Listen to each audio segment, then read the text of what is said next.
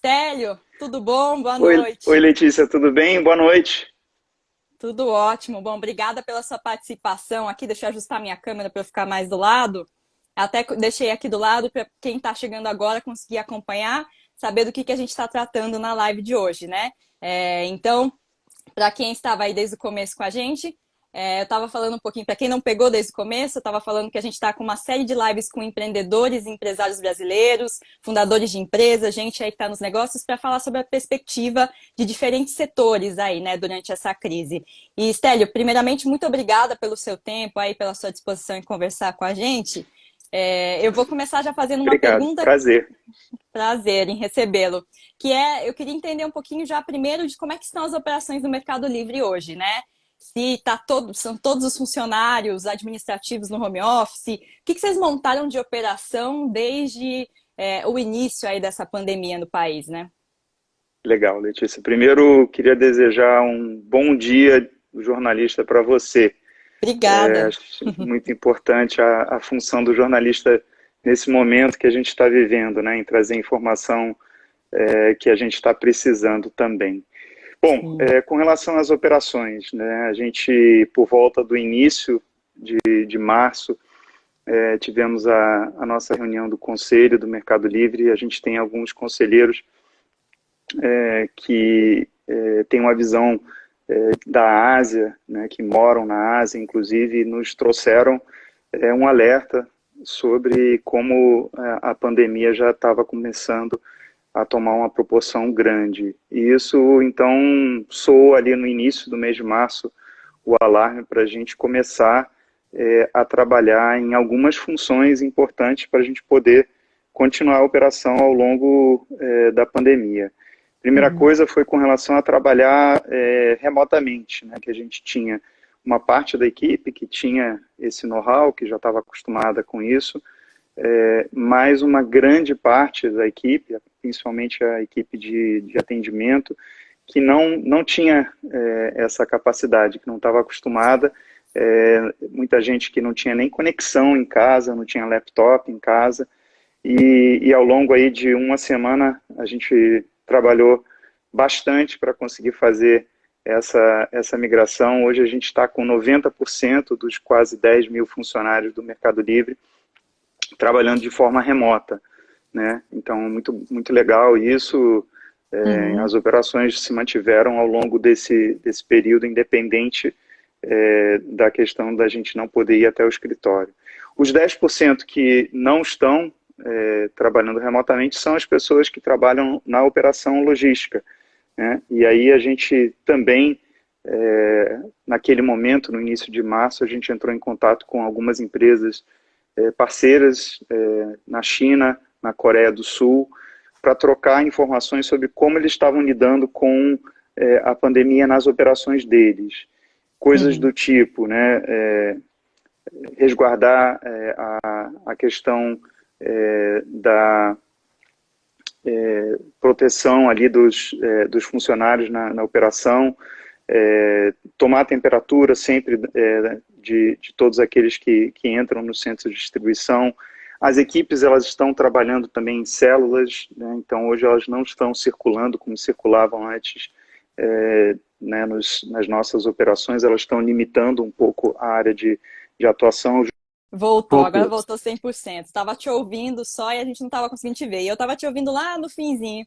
Não sei o que aconteceu com a conexão aí, mas vamos lá. Você estava falando que é isso, né? Que os funcionários que estão no centro de distribuição, aí na parte logística, têm esse cuidado de monitorar a saúde deles para ver, para não ter contaminação, tem essa preocupação aí, então, né?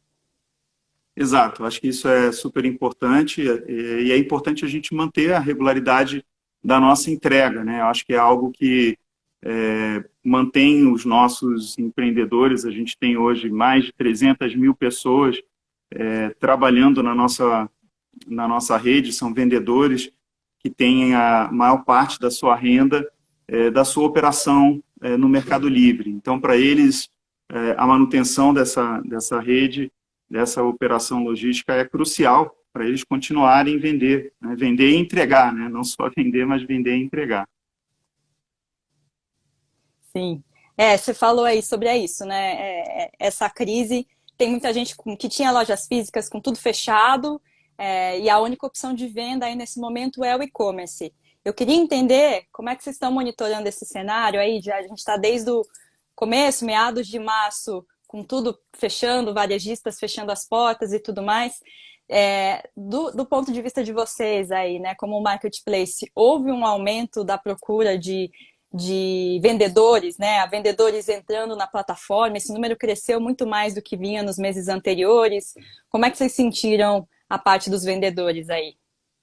Sem dúvida, né? Eu acho que tem um interesse muito grande dos vendedores em vender online. A gente tem hoje muitos que só vendiam nos seus comércios, na sua loja, né, que com a porta hoje fechada, precisando de uma plataforma com acesso através, né, da internet. E a gente já é essa plataforma, né, para tantos empreendedores, eu dizia, para mais de 300 mil hoje aqui no Brasil, e a gente tem visto esse aumento, sim, de demanda. A gente tem, é claro, a figura do vendedor profissional, aquele que, como eu disse, é um comerciante, mas a gente tem também a figura da pessoa física, né? Hoje a gente tem muitos autônomos aí que também não estão podendo sair às ruas para o seu ganha-pão e buscando alguma alternativa de renda nesse momento, e vender através da internet sem dúvida, um canal possível para essas pessoas também. Então, tem uma demanda grande, uma procura grande pela plataforma nesse período. Uhum. E vocês já têm métricas assim, para quantificar em quanto aumentou essa demanda, considerando a meses anteriores? Tem algum número assim para a gente ter a dimensão de que isso tomou? Olha, como eu disse para você, a gente tem mais de 300 mil pessoas que têm como fonte principal o Mercado Livre. Então, hoje a gente já tem na casa das centenas dos milhares de vendedores, e a gente tem visto essa demanda crescer também nessas proporções, né, de alguns milhares de vendedores. Uhum. Tem crescido aí, né? E vocês montaram alguma operação especial para atender esses vendedores neste momento? Houve alguma mudança com relação a regras, com relação a como eles entram na plataforma, algo do gênero? O que a gente fez, o acesso a vender na plataforma é relativamente simples, né? Mas o que a gente tem buscado é atrair também vendedores numa categoria que até então era uma categoria com pouca representação no site, mas que tem crescido a demanda muito nesse momento, que são os bens essenciais, né? A categoria de bens essenciais, ela tem hoje uma mudança de hábito aí dos nossos consumidores online, crescido acima da média de outras categorias. Uhum. E o que a gente fez nesse caso foi zerar as comissões que a gente cobra nas vendas nessas categorias de bens de consumo, justamente para atrair mais vendedores, né? E isso impacta um número aí de mais de 700 mil anúncios, de quase 40 mil vendedores também só nessas categorias.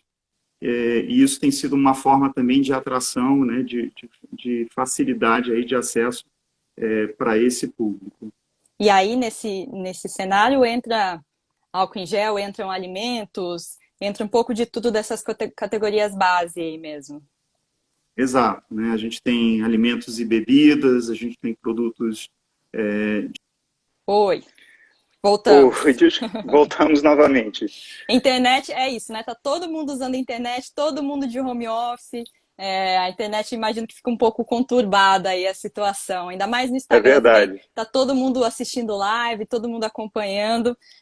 Fica mais complicado aí esse novo mundo que a gente está vivendo no momento, né? É verdade. A gente falou um pouco das categorias base, que você falou isso, né? Que tem crescido a demanda aí dos clientes. Eu queria entender, a próxima pergunta que eu tinha, que era justamente sobre a questão de compras. Se tem aumentado só compras por esses bens, esses itens básicos, se vocês têm visto o crescimento em outras categorias também, como é que está a questão da demanda dos clientes, né? Das pessoas físicas aí no e-commerce neste momento?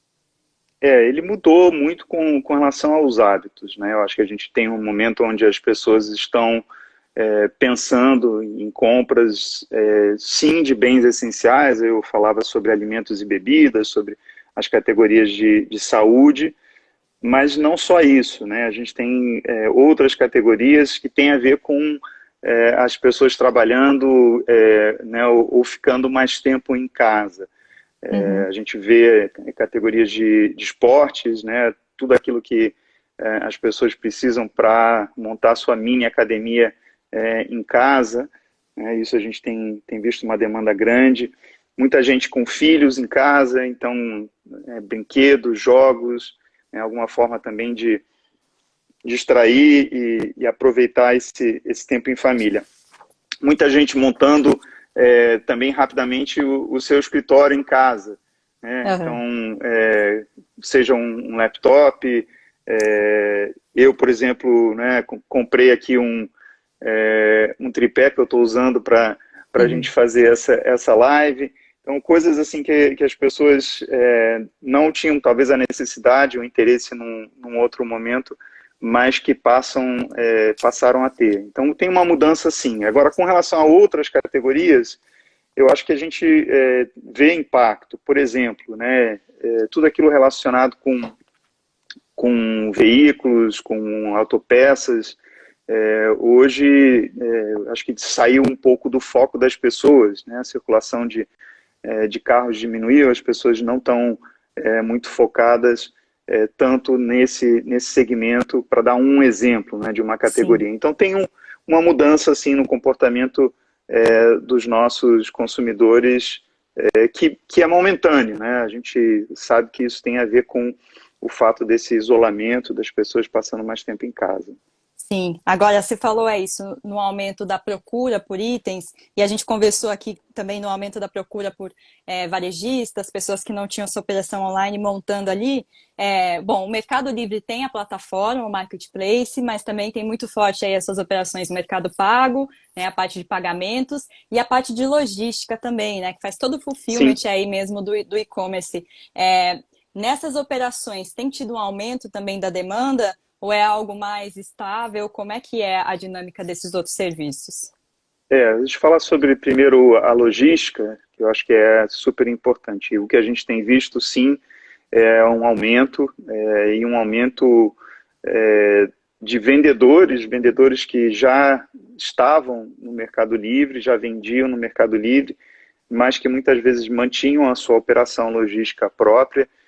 Em alguns casos, eles tinham só parte do seu estoque conosco, mantinham outra parte do estoque com eles, e o que a gente tem visto é um interesse muito grande desses vendedores em trazer mais, né, dos seus produtos, em alguns casos, alguns que não estavam de começar a operar no nosso fulfillment, né? Isso por quê? Porque eles viram que a nossa operação logística ela está funcionando bem. Então, se você comprar hoje em São Paulo um produto do nosso fulfillment, você recebe amanhã, né, se você comprar até 10 horas da noite, você consegue receber até amanhã, e isso, para muitos dos vendedores, é algo que, por conta própria, eles não conseguem fazer. Então, poder participar aí da nossa operação logística, a gente tem visto esse grande crescimento. Falando sobre o Mercado Pago, né, a gente tem, acho que, dois mundos. A gente tem um mundo online, onde a gente tem serviços, sim, que têm crescido. Então, nesse sentido, o volume deles cresce e o volume do Mercado Pago cresce. Mas a gente tem um mundo offline. O Mercado Pago ele tem crescido, né, ele vinha crescendo a carteira digital num ritmo expressivo aí nos últimos tempos, ao longo do último ano e meio, e isso tem, obviamente, um impacto, né? Desde comércios de rua que estão fechados, alguns serviços autônomos também que não estão operando, e isso, então, tem um impacto nesse volume do mundo offline de Mercado Pago. Tá certo, então é isso, né? Tem um mundo online e offline. Eu até vi que vocês estão com a campanha ressaltando um pouco que é possível pagar sem precisar fazer o contato físico ali por meio do Mercado Pago e tudo mais, que você consegue pagar de maneira digital, né? É isso para É, fortalecer. a conta do Mercado Pago, do ponto de vista do consumidor, né, de quem tem a carteira digital do Mercado Pago, você bem lembrou, tem uma série de serviços online que continuam a funcionar normalmente, né, desde pagamento de contas, carregar o celular pré-pago, a transferência de recursos entre contas, tudo isso está funcionando normalmente. Tá certo. E aí, eu queria entender, é isso, né? Com base no cenário que você relatou aqui do e-commerce, primeiro, como é que é a gestão de crise do ponto de vista do Mercado Livre neste momento, né? Se vocês montaram comitês, de que forma vocês monitoram o cenário, se comunicam com funcionários, né? Que a gente tem também muitos empreendedores e empresários que Claro. acompanham essas lives que a gente faz para entender como é que eles podem aplicar iniciativas dos grandes para o mundo deles também, dos pequenos, né? Como é que é a gestão de crise aí dentro? Acho que a primeira coisa eu citei, né, o fato de lá no início, em março, quando ainda nem se falava em quarentena, a gente tinha ainda poucos casos no Brasil, a gente identificou a seriedade do assunto e como a gente poderia vir a ser impactado na nossa operação, né? Então, isso foi um primeiro movimento, eu acho que um movimento rápido, né? A necessidade de você agir de forma rápida, de você não ficar esperando, né? E isso é muito importante. O empreendedor, ele normalmente tenta se antecipar a tendência, tenta se antecipar o que vem aí pela frente. Uhum. Isso acho que foi algo muito importante. Do ponto de vista financeiro, isso também é algo muito importante, acho que para as empresas em geral, e o Mercado Livre é uma empresa grande, bem capitalizada, né, uma empresa que tinha levantado recursos no ano passado, da ordem de 2 bilhões de dólares, a maior parte desses recursos ainda estão em caixa, mas a gente também procurou acessar linhas que a gente tinha disponíveis com instituições financeiras aqui para a gente estar capitalizado também para uma eventualidade, né? Então isso também é algo muito importante. É importante Tá. que o empreendedor ele se prepare do ponto de vista financeiro, pensando, né, existe uma incerteza com relação à duração e o impacto, a magnitude da crise, então reagir também a isso é algo muito importante. E assim, eu acho que cuidar da segurança das pessoas foi algo que para a gente foi também essencial, né? Outras empresas talvez ainda estivessem em dúvida sobre o momento de mover as equipes para trabalhar de casa. A gente fez isso desde o dia 16 de março, então até mesmo relativamente no início, né, do crescimento da pandemia aqui no Brasil, e isso foi algo muito valorizado, acho que pelas nossas equipes, né, o fato delas poderem trabalhar de casa, de não precisarem se deslocar através do transporte público, também se arriscarem e tudo mais. Então isso foi algo muito importante também, cuidar das equipes nesse momento. Uhum. Agora, e como é que fica a comunicação com essas equipes, né? O acompanhamento e tudo mais da crise, como é que é passada essa visão de vocês sobre a crise para os funcionários aí como um todo? Legal, acho que tem um aspecto muito desafiador para muitos gestores de operar remotamente, né, com as suas equipes espalhadas aí pela cidade. E aí a gente procurou transmitir para esses gestores, para esses líderes de equipe, algumas dicas, né, sobre como operar, então um manual simples sobre como operar com as equipes de forma remota. Então coisas do tipo, né, alguns adotam check-ins e check-outs diários, né, então faz ali no começo do dia uma reunião rápida com a equipe para traçar objetivos para aquele dia. E no final do dia também fazem, né, mais um check-out para ver como que as coisas andaram ao longo do dia. Para equipes, eu acho que mais experientes, né, de pessoas com um pouco mais de senioridade, talvez a necessidade não de fazer isso todos os dias, mas pelo menos no início e no final da semana. Então, um check-in inicial no começo da semana, né, dando um panorama de algumas ações, e no final da semana a mesma coisa para a gente ver como é que foi, o que andou, o que não funcionou. Então, isso são alguns exemplos de como a gente tem trabalhado. A gente sim instituiu um comitê de crise, esse comitê no começo estava se reunindo diariamente, e até mais de uma vez por dia, depois passamos a uma frequência diária. Hoje ele se reúne a cada 2 dias. Acho que no início a preocupação maior era da gente poder ter a garantia de que a gente estava operando bem. Agora, com a segurança de que as coisas estão funcionando, não existe a necessidade dessa reunião todos os dias. Mas sim, é preciso, eu acho que enfatizar muito a comunicação, porque é algo muito novo, né? Muitas pessoas não estavam acostumadas a trabalhar desse jeito.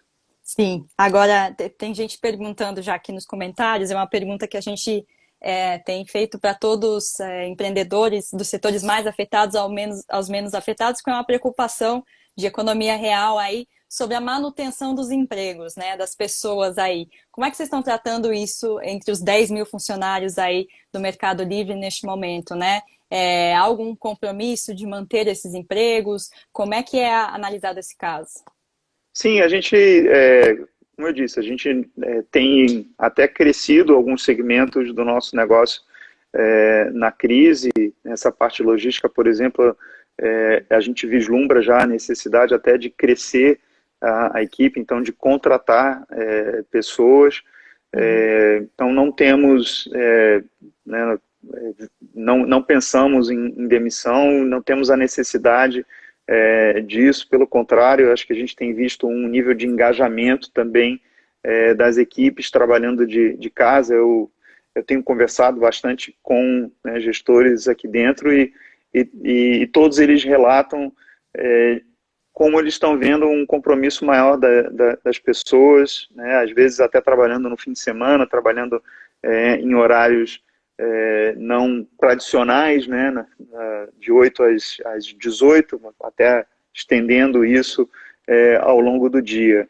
Então, a gente, né, não pensa em demissão, pelo contrário, a gente pensa em crescimento da equipe. E você já vem, né? Você falou que vocês veem a possibilidade aí, alguma coisa firmada já de contratação na área de logística, é isso? A gente está avaliando, tá? Eu acho que o que a gente tem visto é esse crescimento da demanda pelas operações logística, mas a gente hoje está trabalhando ainda com a equipe que a gente tem, mas né, dependendo de como a coisa caminha, a gente vai precisar aumentar essa equipe ao longo do tempo. Tá certo. Estélio, falando sobre como as coisas caminham, a gente também tenta entender, óbvio que ninguém tem uma resposta até quando essa situação vai se manter, né? Até alguns estados aí ampliando o isolamento, o prazo de isolamento das pessoas e tudo mais. Qual que é o cenário base hoje que vocês trabalham no Mercado Livre? Como é que vocês veem a evolução dessa crise, né? Como é que vocês estão programados aí para quando as coisas devem voltar ao normal? Como é que funciona? Assim, não temos uma bola de cristal. Eu acho que a gente tem trabalhado, sim, ouvindo muito, procurando estar conectado ao máximo, né? Eu falei no início sobre o papel do jornalismo, né? O papel das mídias sérias até em trazer a informação com relação ao andamento da crise. A coisa é séria, né? Eu acho que a gente não pode ignorar isso, pelo contrário, né? É uma crise humanitária que a gente está vivendo, e é uma crise global, né? Não se restringe a nenhuma parte do mundo, é no mundo inteiro que ela está acontecendo. E eu vejo que a curva aí de infectados no Brasil, ela tem crescido. ela não cresce mais porque a gente tem ainda, em termos relativos, poucas pessoas testadas no país, isso é um problema. Uhum. É possível que tenha muita gente que tenha o vírus e a gente não sabe, simplesmente porque a gente não tem esses testes aí em escala, eu diria, nacional. Então a gente está sendo bastante cauteloso, ouvindo as autoridades para a gente fazer o nosso planejamento. Acho que o importante é que a gente tem conseguido, sim, manter a operação funcionando muito bem e até crescendo, como eu disse a você antes.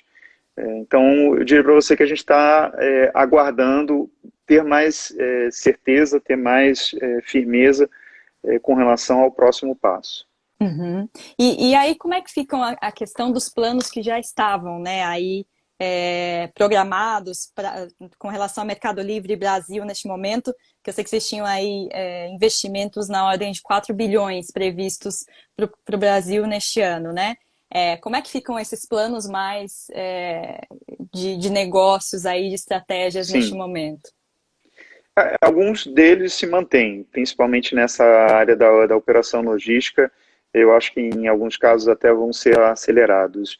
Outros a gente está revisitando, sim, né? Então, por exemplo, toda essa parte da oferta de bens essenciais era uma que até então ela fazia parte dos nossos planos, mais para a segunda metade do ano. Então, a gente se viu na necessidade de antecipar isso. Isso faz com que a gente tenha que priorizar esforços. A gente tinha também iniciativas com relação a comércio, a cross-border, né, comércio, importação de produtos. Isso é algo que está tendo que aguardar nesse momento, né? Despriorizamos para priorizar essa área de bens essenciais. Então, tem mudanças, sim, tem mudanças táticas aí no que diz respeito aos planos, né, e tem a ver também com a gente, essa incerteza com relação à duração da crise, né? A gente sabe que tem muitas pessoas impactadas na sua renda, eventualmente pode ser que algumas estarão impactadas né, no seu salário, no seu emprego. Então, isso pode vir a ter um impacto também no nosso negócio. A gente, então, está, eu diria nesse caso, avaliando o momento certo de investir, de acelerar investimentos. Mas tem áreas que vocês enxergavam, estavam começando a investir já, acelerar, e que foram pausadas, os projetos foram para esperar essa crise, né? Porque você relatou dos que acabaram sendo acelerados pela crise, né? E o contrário. Então, essa parte de produtos importados, né, é uma Sim, área em que a perfeito. gente tem, acho que uma incerteza com relação até ao fornecimento. Houve um impacto até inicial com relação a fabricantes, muitos desses produtos vêm da China e a gente viu isso também, né, ser impactado. Então, essa é uma área onde, sem dúvida, a gente hoje, né, não está priorizando e a gente vai aguardar o melhor momento para voltar a investir aí. A princípio, a ordem de 4 bilhões aí de investimentos no país continua, esse plano continua, apesar do momento, enfim, como é que está a projeção de vocês? Assim, a gente não está falando num número, né, porque acho que ainda é prematuro. Vai depender, sim, da duração da crise. Mas eu diria, se eu né, tivesse que dar uma projeção hoje, que esse número vai ser menor, né, que a gente vislumbra que o impacto vai fazer com que a gente invista menos. Outro exemplo que eu posso dar é toda a atividade que a gente vinha fazendo no mundo físico, com o Mercado Pago, né, todas as promoções e incentivos para a nossa carteira digital, dentro dos 4 bilhões em que que a gente falou no início do ano, parte desses recursos estavam voltados para o crescimento dessa carteira digital. E sem dúvida, eles estão sendo, nesse momento, despriorizados. Então, né, no cômputo geral, é muito provável que a gente invista abaixo do valor que a gente tinha planejado no início do ano. Tá certo. Agora, falando sobre um cenário, isso, dessa crise se alongando, a gente tem projeções do quanto isso vai afetar a economia. Como você falou, muitas pessoas podem vir a perder seus empregos. A gente já tem, né, pessoas perdendo seus empregos por conta dessa crise. Queria ver como é que vocês enxergam a questão de demanda, né, de pessoas mesmo pelos produtos de e-commerce aí, né? Porque é isso. A gente veio dessa primeira onda, as pessoas, os itens básicos, priorizando os itens básicos, deixando bens mais duráveis que podem ser deixados para depois, né, segurando um pouco as compras. Agora, vocês enxergam que a gente pode vir diante de uma crise financeira e retrair todos os segmentos de compra no e-commerce? Como é que vocês veem a relação do e-commerce e a evolução dessa crise, né? Eu acho que historicamente o e-commerce ele só cresceu, né? A gente está há 20 anos, eu estou há 20 anos no Mercado Livre e a gente passou por momentos de grande crise, pelo menos 2 outros momentos de crise mundial, né, lá no início, 2000, 2001, no estouro da bolha, depois em 2008, 2009 com a crise financeira, e agora a gente está vivendo uma terceira crise. E em todos e ao longo desses momentos, o e-commerce ele sempre cresceu e ele cresce porque a penetração dele dentro do varejo ainda é relativamente baixa. A gente tem uma parcela que hoje é expressiva, mas que não é nem de longe o que ela pode ser. E mesmo aqueles que compram, compram com uma frequência relativamente baixa. No caso do Mercado Livre, um usuário ativo, ele compra em média uma vez por mês, né? Então 12 compras por ano. A gente estima que o comércio eletrônico tem potencial para uma compra por usuário ativo por semana, né? Então, potencialmente, mais do que quadruplicar essa frequência de compra. Não estou nem falando de mais gente comprando, estou falando só daqueles que já compram, comprarem mais. Então, assim, tem um efeito, eu acho que hoje ainda incerto, mas eu imagino que a gente vai estabilizar o comércio eletrônico num nível mais alto de frequência de compra do que a gente tinha no passado, né? E justamente porque as pessoas estão vendo o e-commerce como o canal para ter acesso a produtos, né, já que o canal físico ele está hoje limitado, né, ou fechado. Então, assim, a gente nunca trabalhou as nossas projeções de crescimento olhando para o crescimento do PIB. Nunca fizemos isso. A gente sempre trabalhou as nossas projeções olhando mais para o crescimento de usuários de internet, de acesso à internet, da velocidade de acesso. Então, isso vamos dizer, a principal alavanca, o principal vetor de crescimento para o e-commerce. Não se o PIB cresce ou não, até porque ao longo desses 20 anos a gente teve, como você sabe, anos de muito crescimento, anos de retração econômica, né? E assim, interessante, eu estou falando do Mercado Livre no Brasil, mas a gente tem atuação em 18 países na América Latina, né? E o que a gente mais tem na América Latina é crise, né? Então, além das 3 crises globais que a gente falou aqui, a gente já teve crises locais, né, específicas aos vários países onde a gente atua, e nem por isso o e-commerce deixou de crescer. Então, eu sou muito otimista com relação ao futuro do crescimento do e-commerce. Agora, por outro lado, você acredita que essa crise ela pode acelerar a adoção do e-commerce aí pelas pessoas em categorias chaves? Pode mudar realmente, ter uma mudança estrutural no comportamento do consumidor em relação ao e-commerce? Sem dúvida, né? Acho que o maior exemplo disso a gente vê hoje no maior mercado de e-commerce do mundo, que é a China. A China de longe, o maior mercado. Ela é 2 vezes o tamanho do mercado americano.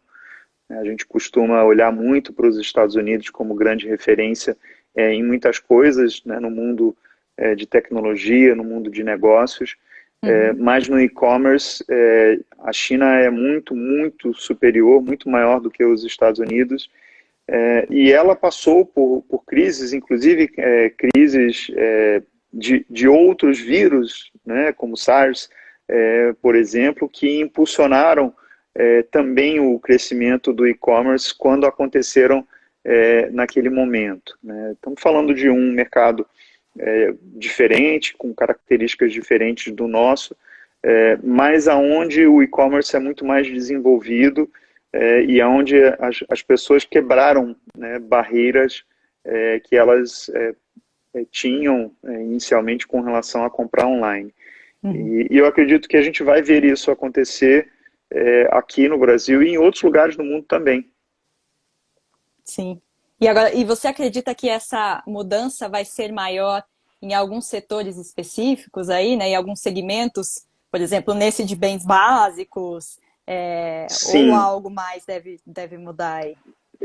Assim, acho que eu sempre acreditei no potencial de todas as categorias, né, de produtos no mundo online, sempre, né? E a gente viu que ao longo desses 20 anos, né, que o e-commerce existe de forma estruturada no Brasil, a gente teve momentos diferentes, né? Num momento inicial era uma grande novidade e as pessoas tinham dúvidas sobre comprar online. A gente já venceu, acho que isso, né? Depois a gente teve ondas aí de produtos mais de eletrônicos, porque eram produtos com especificações bem definidas, né? Você sabia o que era aquela câmera digital, né? Aquele GPS, só para citar alguns, né, campeões de vendas aí do passado.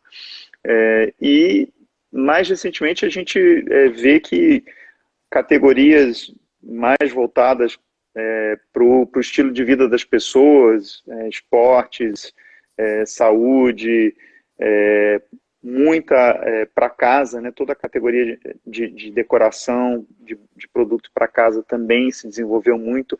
A moda ainda está em franco crescimento no mundo online.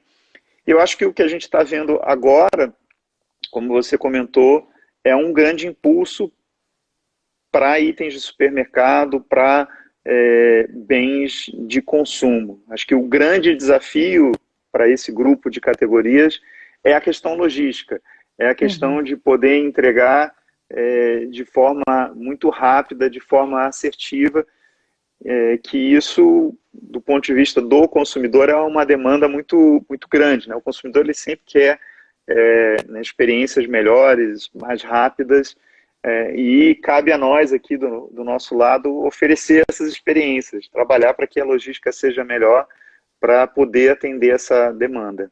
É isso que eu ia perguntar, né? Quer dizer, tô falando aqui de São Paulo, aqui tranquilamente as coisas chegam, mas em regiões mais afastadas, como é que fica, né? Esse desafio logístico ainda é grande, né? Ainda é uma coisa que tem que ser superada no e-commerce. Sim, a gente tem trabalhado muito nesse sentido, né? Trabalhado em desenvolver essa nossa malha logística e não só atender os nossos consumidores aqui da região de São Paulo, mas o Brasil inteiro, como você bem disse. O Brasil ele é muito desafiador, né? Muito desafiador, porque ele tem regiões remotas, o transporte rodoviário ele predomina, mas ele não é suficiente para entregar uma experiência, né, superadora no país inteiro. Uma das áreas que a gente está sendo, sim, afetado na nossa logística é na nossa malha aérea, né? Então, essa malha, hoje, ela está operando de uma forma limitada, comparada a como ela vinha operando antes, e isso tem um impacto, sim, em algumas regiões, em capitais importantes, onde a gente estava conseguindo entregar em até 48 horas, e a gente volta para o transporte rodoviário nesses casos, e isso gera, sem dúvida, um impacto na experiência. Mas, assim, a gente tem trabalhado muito para que a nossa malha logística ela continue a crescer e ela continue a atender em prazos que são dentro da expectativa do consumidor. Uhum. Que fique aí, que se normalize essa situação, A gente apesar espera de que sim. toda... Tem o Lucas aqui, tô pegando algumas perguntas que o pessoal está enviando para a gente. O Lucas perguntou sobre como, ainda falando sobre a parte financeira, as operações de mercado pago, mercado crédito aí, como é que fica essa questão do crédito aí, né, aos lojistas, se vocês fizeram alguma alteração no planejamento com relação a isso diante da crise atual? Sim, né, a gente tem emprestado para os nossos vendedores e também para consumidores, né, todo o negócio de mercado crédito, ele visa justamente isso, gerar mais transações no marketplace, permitindo que os nossos vendedores contratem empréstimos para capital de giro, para que eles adquiram mais produtos, e para os nossos consumidores, muitos dos quais não têm acesso a crédito ou têm um acesso muito limitado. A gente sabe que o cartão de crédito ainda tem potencial para crescer muito no Brasil, e mesmo quem tem cartão de crédito muitas vezes tem um limite comprometido. Além do que, a gente também, né, tem uma população não bancarizada muito grande. Então a gente vem trabalhando sim, oferecendo crédito para os consumidores. Especificamente nesse segmento, a gente tem estendido os prazos para repagamento desses empréstimos, entendendo esse momento, entendendo a dificuldade financeira que muitos dos nossos consumidores vão experimentar. Então, estamos sensíveis a isso e esperamos, né, que as pessoas também consigam retomar a sua vida financeira aí no médio prazo. Tá certo. Agora tem muita gente perguntando aqui também da relação de concorrência no e-commerce nesse momento, né? De marketplace. Aí a gente viu anúncios de outras varejistas ampliando as suas plataformas para permitir aí também novos vendedores. Como é que vocês veem a concorrência no marketplace, né? Por novos lojistas entrando nas plataformas. Aí essa concorrência deve se acirrar daqui para frente? Assim, concorrência a gente teve e tem desde o início, né? Desde quando a gente começou a operar há 20 anos atrás. Acho que o que a gente tem visto é um crescimento, sim, da concorrência, mas o Mercado Livre é o líder nesse segmento de marketplaces. No ano passado a gente vendeu mais de 30 bilhões de reais em transações no nosso marketplace.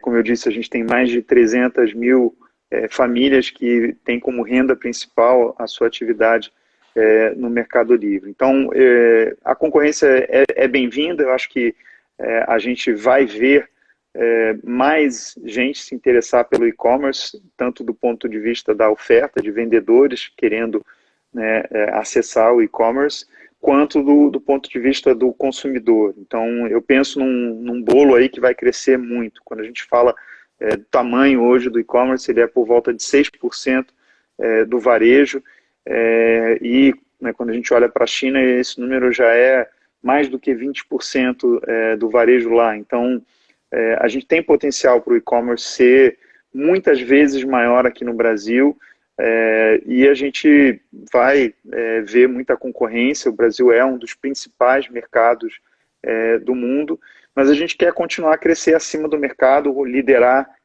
esse mercado ao longo do tempo. Tá certo. Eu estou até tirando a pergunta aqui, selecionei uma pergunta sem querer, que tinha a ver com desativar os comentários, que a gente até desativou e deixou os comentários aqui. Mas, Estelle, eu queria um pouco também das suas lições, como alguém que passou... Olá. Opa, caiu tudo aqui. Letícia, Peraí, eu tô aqui voltei. ainda. Eu, Aí. eu tô aqui. Dessa vez fui eu que caí. Não, mas é só eu queria sua visão como alguém que é empreendedor, empresário, que, assim como você disse, bom, o mercado não acompanha muito o PIB, o mercado de e-commerce aí no Brasil cresceu, mas vocês passaram por crises, né? Para Sim. quem é varejista, para quem lida com e-commerce e está passando por esse momento, o que que vocês têm o que que você diria aí de lições? O que que você aprendeu ao longo desses anos que você passaria de lições aí para quem é empreendedor e empresário e está passando por esse momento? A gente falou de algumas, né, coisas sobre agir rápido, sobre a questão financeira. Eu acho que uma lição importante que fica para aqueles varejistas que não olhavam, né, para o canal online como um canal relevante, da necessidade, sim, de estar no mundo online, né? Independente da crise, né, como eu disse, o e-commerce ele já tem 20 anos, então um varejista tradicional, com loja, né, com porta aí que abre todo dia para a rua, ele não pode se dar ao luxo de ter só esse canal. As pessoas estão no mundo online cada vez mais, elas interagem com as marcas no mundo online, então essa presença ela é essencial. E o que a gente tem visto sim que muitos que estavam atrasados agora estão tentando recuperar esse tempo perdido. Acho que nunca é tarde, né? Então, Uhum. começar a vender online numa plataforma como o Mercado Livre é relativamente simples, né? A parte de criação de anúncio, de disponibilidade de estoque para venda no canal online é algo fácil de ser feito. É claro que a parte logística é muito relevante, né? A demanda do consumidor é, é cada vez, né, maior, como eu dizia. O consumidor online ele é muito ansioso, né? Ele não Sim, está vendo o produto e ele quer saber, né? Ele vive de código de rastreamento, ele quer saber quando ele vai receber. É muito importante essa interação. Então a gente tem um trabalho que já era relevante, e ele é cada vez mais relevante, que é o trabalho de orientar também o varejo sobre como vender online, sobre como vender numa plataforma como o Mercado Livre, né? A gente tem equipes dedicadas a isso, a gente tem muito material que a gente trabalha, a gente faz eventos que, obviamente, agora eles estão suspensos no formato físico, mas a gente vai continuar a fazê-los no formato online. uhum. Então, assim, tem muita riqueza de informação também para aquele varejista que está querendo começar a vender online. E o meu incentivo aqui fica para que eles procurem isso, né? Se hoje a sua porta está fechada para a rua, não quer dizer que você não vai poder vender. Existe sim um caminho para você continuar a vender. Tá certo. Bom, pessoal, quem nos acompanhou até aqui ou chegou pela metade, não conseguiu pegar o começo da live, ela vai ficar salva aqui no perfil do Infomoney para vocês verem durante 24 horas e depois a gente sobe ela também no YouTube do Infomoney. Então, quem não conseguiu pegar a conversa inteira, pode ficar tranquila que a gente vai disponibilizar a live para vocês. Às 7h30, a gente vai ter uma outra live aqui no canal do Infomoney, discutindo um pouco sobre as perspectivas para as startups, com o Florian, que é fundador de uma startup que é um unicórnio aí do segmento imobiliário, que é a Loft, e ele também é fundador do Canary, que é um fundo aí que investe bastante no setor, então a gente vai entender um pouco como é que fica o cenário para as startups. Estelle, a última pergunta que fizeram aqui, que mandaram, tá chegando várias, mas enfim, te fazer uma última aqui, te agradecer já pela participação. O pessoal está perguntando qual que é o maior desafio do Mercado Livre neste momento, né? Diante dessa crise, você falou bastante do setor de logística. Qual que é o desafio aí que vocês enxergam no negócio nesse momento? Você como à frente das operações aí. Assim, a gente, do ponto de vista estratégico, acho que a logística é o mais importante hoje em dia, né? Assegurar que as pessoas que compram recebam, né? Como eu disse bem no início, a gente tem trabalhado muito nesse sentido. portas adentro, acho que olhando para a equipe do Mercado Livre, a gente manter a nossa equipe engajada, motivada. A gente falou um pouquinho sobre isso também no começo da conversa.